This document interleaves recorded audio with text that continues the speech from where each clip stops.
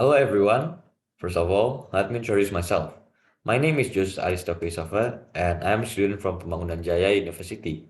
So today I'm going to give a video presentation about Javanese batik.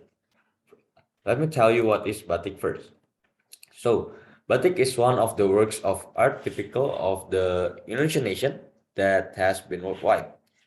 Batik is an illustrated code which is blend of art and technology that has existed since ancient times by the ancestors of the Indonesian nation.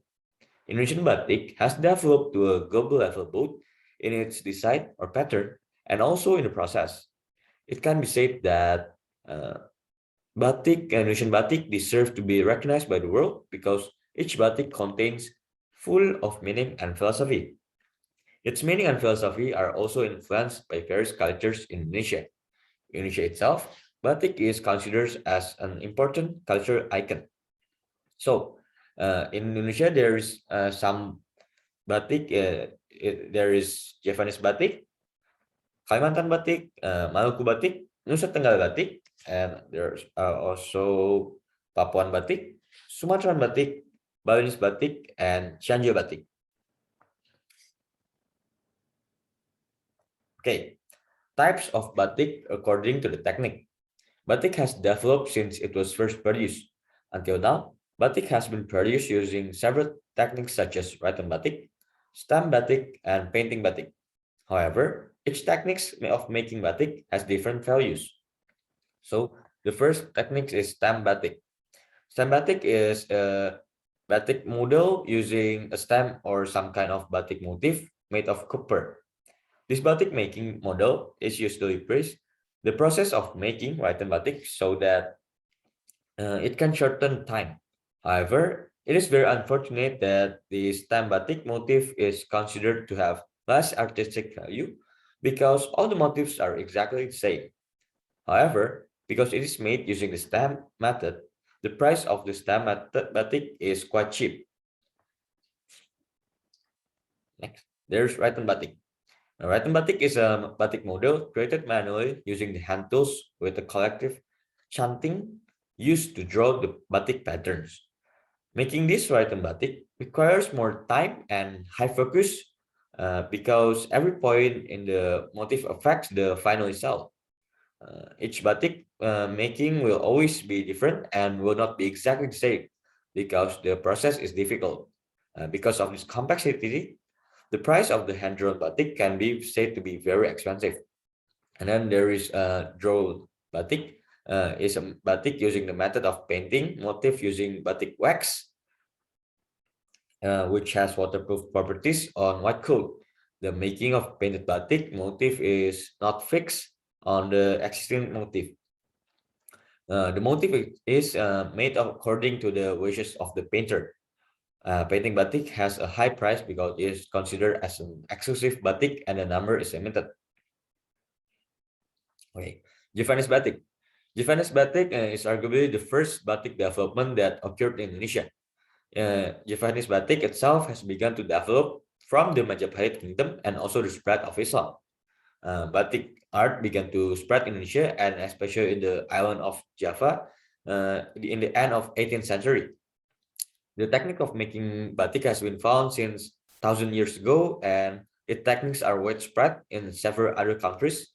Until the early 20th century, the batik that was produced was painted batik, which was only known after World War One or around 1920s.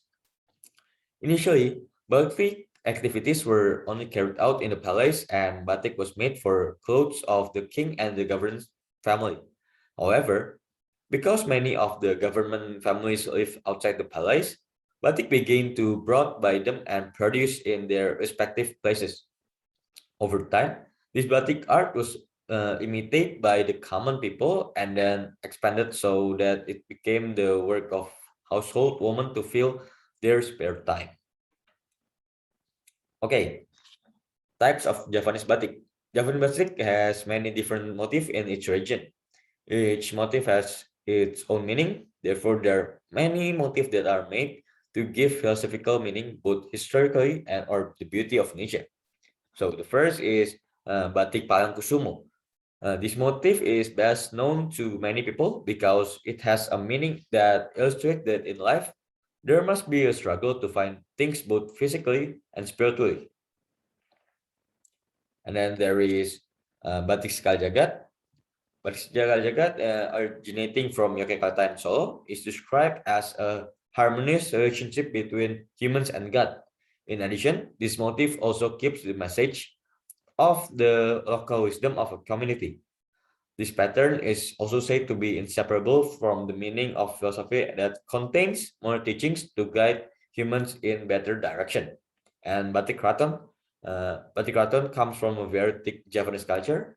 This balanced batik has the meaning of wisdom and also the charisma of Javanese kings.